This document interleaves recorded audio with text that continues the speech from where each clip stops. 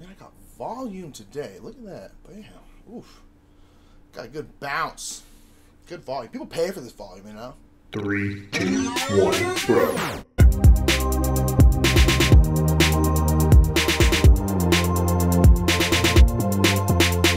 What's up, everybody? My name is Nick Murphy. I'm one half of the Brothers Murph, and this is Meta Game Minute.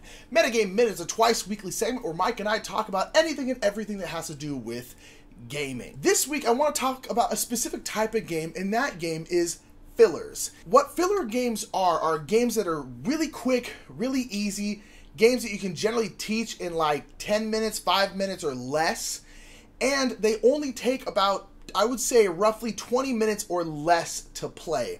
The whole point of a filler is they fill in the gaps in between games. You play Great Western Trail and you're about to play Orleans, you maybe want a little filler game in beneath just to break up those heavy games. And that's their entire purpose, is just to fill in the gaps kind of during game night. Or you're like, hey, honey, we got 20 minutes, you want to bang out a quick game real quick, boom, and then you all go off to, I don't know, do stonemason work. That's what couples do. I don't know, I'm sad and alone. And I want to talk about it because I, to be completely honest, did not understand fillers for a long time. Not that I didn't really get their purpose, I just didn't understand how important they were. And until you have like a set game night or you start doing like a game group like we do now, you don't really realize how important fillers are. They're really, really important because, again, they need to fill in the gaps, but at least for running a game group like we do, they're really, really important because not everyone gets there at the exact same time. And that's a big issue when most games take at least an hour.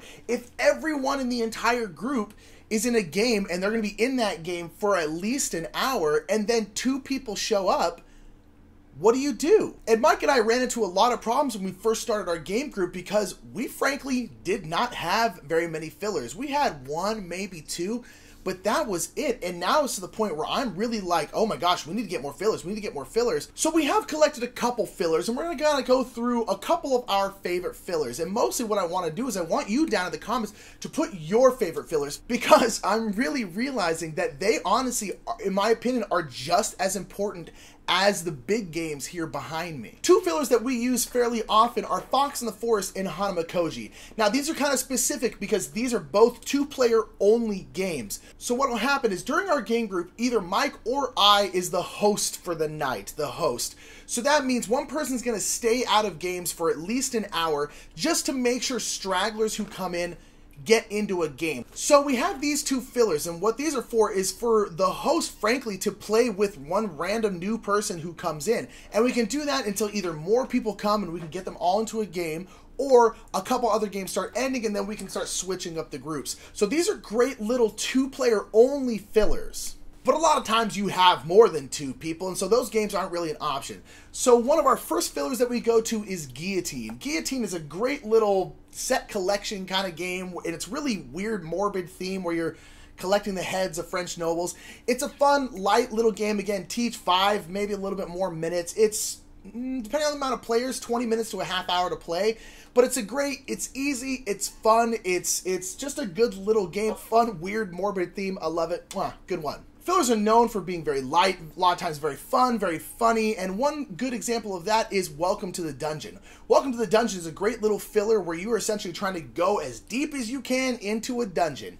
And that's it. It's a great little push your luck game. It's silly, it's fun, there's some strategy, but a lot of it is just push your luck, lucky, trying to get into a dungeon, see who can try and get through and not die by a variety of monsters. And it's a good, again, quick game that's very fun, very easy to teach, and just push your luck, you're laughing, you're having a good time, and it's a great way to lighten up the mood if you just got through like a big heavy Euro. You're like, hey, let's see who's gonna die in a dungeon, and then we'll go back to some other big heavy Euro thing. Our go-to filler game, and a game that really we're liking a lot right now, is High Society by Rainer Knizia. High Society is an auction game, a bidding game, where you're essentially just trying to get cards and you're oxygening, where you're auctioning on different cards, you're paying a certain amount of francs, and you're trying to get a card, and it's just a simple little auction game, but for some reason, it's just really fun, and we always just play it up with ridiculous French accents and probably piss off a bunch of French Canadian people or French people. And we always start giggling during this game. And it's just a wonderful little game that can play up to 5 people, I believe. Yes, 3 to 5 people. And it's just a good little game. Again, 20 minutes in, out, easy to teach. Boom, boom. Great little filler. High society. This one has become kind of my go-to filler at this point. And now we'll have 2 games that are a little bit bigger, but I still think fall into this category of filler. One is King Domino. King Domino is a great tile-laying domino kind of type game. It's very, very popular. Won the Spiel des Jahres last year. Everyone knows it. But this is a game where you can teach and get the game played and packed back up in 30 minutes, even with 4 players. It's very quick, it's very easy, and it's really, really a good filler game, even though I feel like people don't think of it that way. But in terms of the time alone and how easy it is to teach, despite the fact there's a decent amount of strategy in it, it's still a really, really good, in my opinion, filler. And our last one is if you have a lot of people and you have a teeny bit more time, and that's New York Slice. New York Slice is a very quick game. It's a wonderful game where you make a pizza pie and you have to split up the pie and everyone's trying to get the kind of pieces of pizza that they want.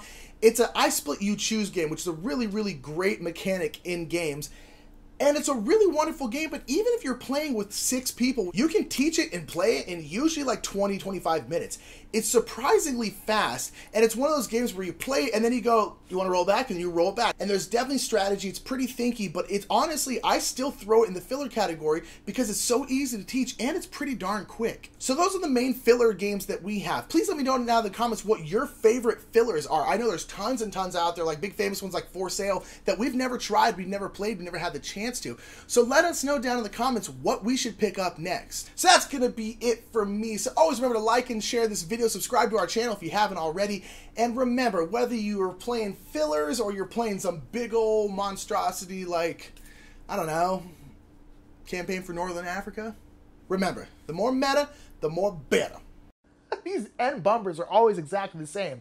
We're always sponsored by Restoration Games, and we always have funny little videos over here that you can check out that relate to this video. But you know why it's really always the same? Because we live in LA and it never changes here. It's 85 and sunny every day, including right now. You know it. Check the weather. Middle of the night, don't care. 85!